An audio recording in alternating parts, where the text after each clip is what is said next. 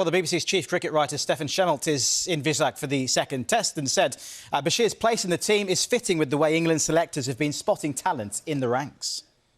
It's a very modern way of national teams, international teams, choosing cricketers.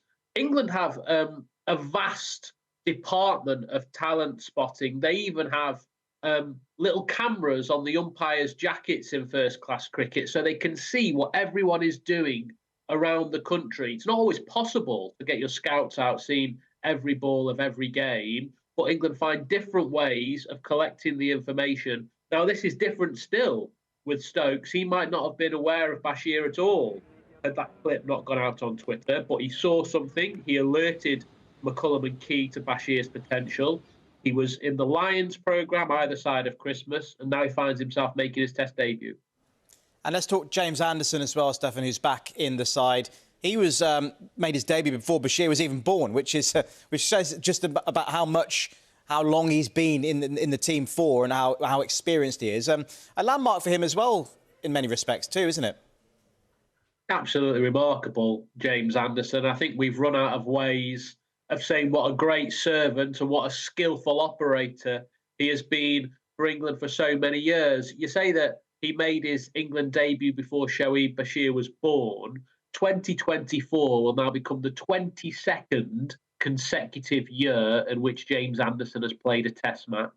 At 41 years old, he'll become the oldest seam bowler ever to bowl in a Test match in India. He's closing in on 700 wickets. And you know what? He looks as fit as he's ever done as well. He's had a long time away from Test cricket. The last time he played for England was back in July in the last Ashes Test against Australia. He's had a lot of time to work with the strength and conditioning coaches. He's come back looking in unbelievable shape. And even if he is 41 years old, there'll be no question that Anderson is up to the physicality of the role that he's going to do over the next 5 days, which has been the only seamer in an attack that contains 3 frontline spinners. And just a bit about the home side, India as well, Stephan, who've not lost a home series in 12 years.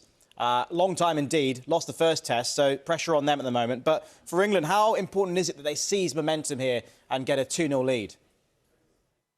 Well, if momentum does exist in sport, England have it. 3 days into the first test, it looked like India were going to go 1-0 up in the series. 24 hours later, it was England who had the lead. And since then, India have suffered more problems as well. They've lost Ravindra Jadeja and KL Rahul to injuries. That's to go with an absentee list of Virat Kohli, Mohammad Shami, Rishabh Pant. Now, you mentioned that India have not lost a home series since 2012. They haven't lost the first 2 tests in a home series since the year 2000. Now, to put that into context, in the year 2000, Ben Stokes was still living in New Zealand. England have an opportunity to do something that very, very rarely happens in this country.